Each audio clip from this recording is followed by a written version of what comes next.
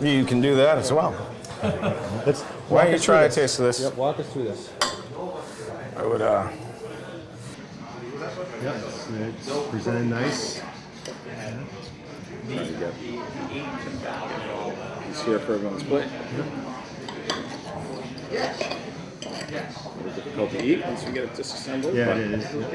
I think the essential part is you do want to try a Right, little bit of everything sure, in one bite.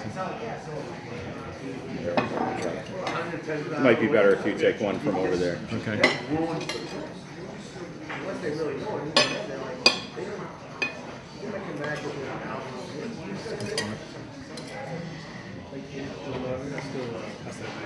I just, You're so excited. I took your knife. I'm excited to get into this and try this pairing out. So again, I found tasting this wine on its own delicious, very, very beautiful aromatic nose. It does have that exactly what you said. It's not maybe it's a little bit more grippy than what you sip on by itself on the yeah, Beautiful wine, love it. Not what I choose for a movie night. When you're sitting down to dinner, that's when it really sings. So they come together to make something. It's time to get serious. You break it out.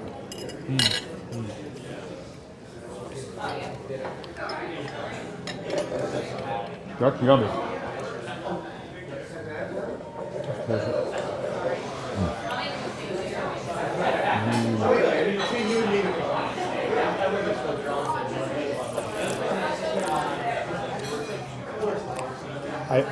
I think we're ready for bed. not quite yet. Not quite yet. I think more. That's spectacular. I'm glad you enjoyed that pairing, and I think a lot of earthy flavors, great tannins, really nice match with this dish. Of course, I think another match, Cabernet, traditional, excellent with a big steak. But, as we talked about earlier, sometimes it's better to get away from the obvious choice. Try to find a pairing that's a little different. Like I said, right now I think you can get a lot of value too from lesser known regions or lesser known grape. And this is something that you pour by the glass here, or Yeah, we pour this by the glass.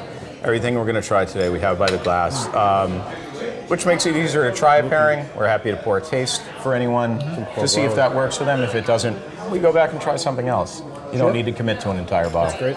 This is an absolute great match. This is a good Yeah. Great idea. Glad we enjoyed that. Well, that's good. I don't know what's next. Our third pairing is a dessert selection. I think a lot of people these days when they're out in restaurants give themselves short shrift. Once dessert comes, they stop thinking about wine. I think it's one of the most fantastic and interesting categories of wine. So in this case, we're going to have a chance to taste a little history. It's something we do pour by the glass. It is a 1941 Colheita port from Quinta do Noval. The Quinta tawny style is an interesting style. It was actually produced in 1941. It stays in the barrel of the winery until someone orders it, and then they bottle it and ship it out. This was actually bottled in 2005 for us. So it's spent quite a long time in wood, exposed to oxygen, gives it a really tawny, oxidative character.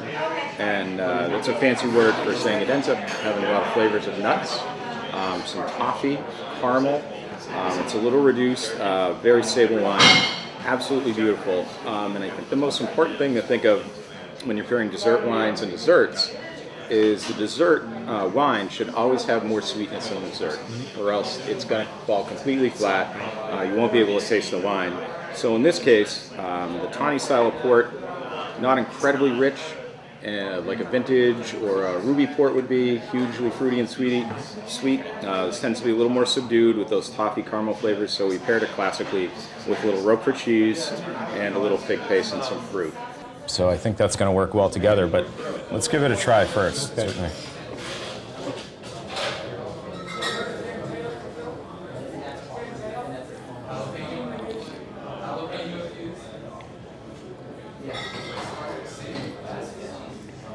Oh, that's dense.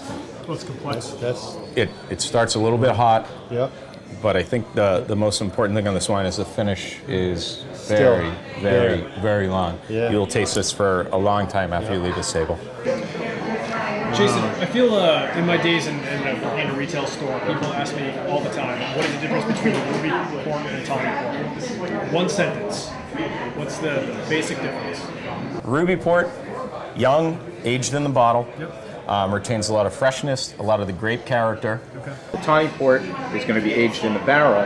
And it's going to be exposed to air. It's going to age a little longer, usually 10, 20, or 30 years. So it tends to get a little oxidative.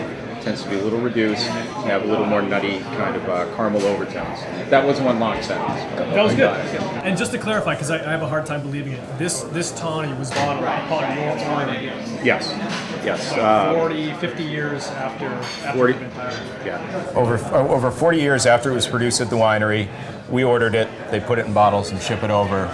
And then the wine doesn't develop any longer in the bottle so much because of the high alcohol content, but at that point it's really done a lot of developing on its own. But I think if we try with some cheese, it'll be even more interesting. So, yeah. And walk us through.